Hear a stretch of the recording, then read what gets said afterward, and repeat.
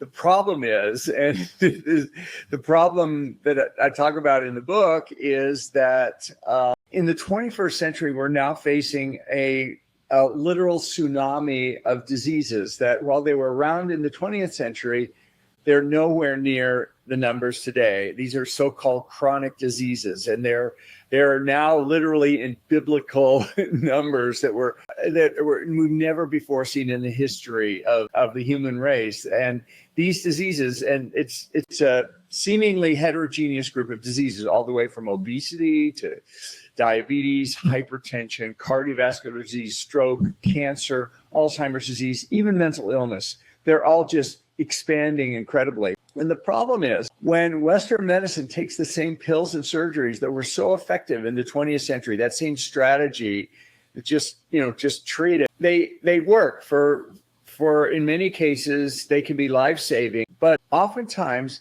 they only treat the symptoms. In other words, they may save the life acutely, but underneath the disease continues to progress.